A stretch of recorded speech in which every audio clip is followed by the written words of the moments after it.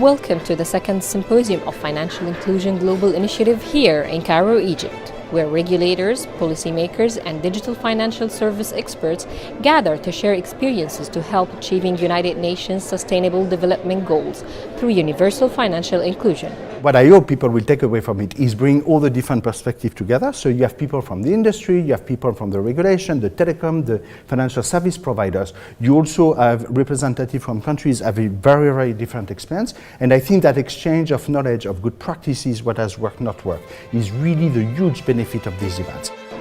The initiative is led by the World Bank Group, Committee on Payments and Market Infrastructure, and the International Telecommunication Union, and is supported by Bill and Melinda Gates Foundation.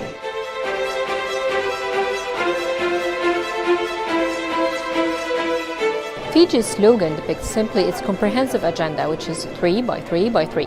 FIGI is about 3 by 3 by 3, so we have 3 partners, ITU, the World Bank, and CPMI.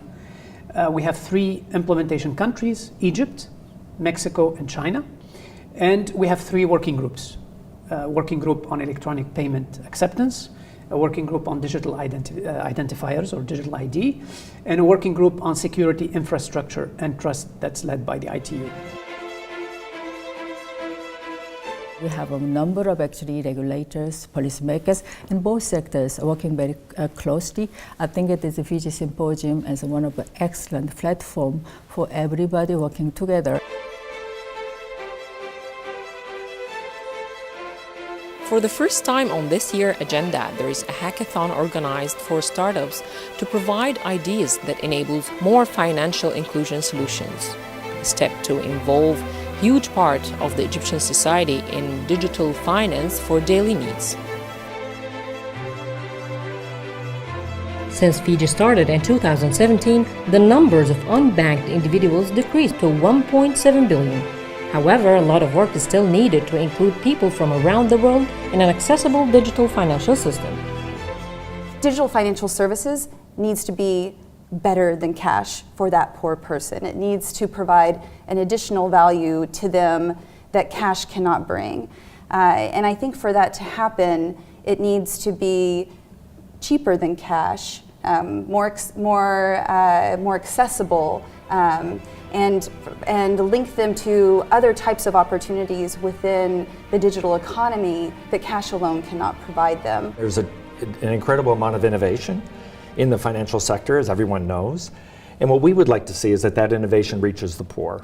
We decided to concentrate on the bottom 2 layers, which is the poor and very poor, and start dealing with them by building a technology platform that gives enough tools to the financial domain in order to start to tailor packages that could suit those people. I see a huge potential if governments could convince people, give incentives to people to move these accounts, to move these payments to an account and do them electronically. I think that the first priority is needed that the central banks and telecom regulators start working together on this issue.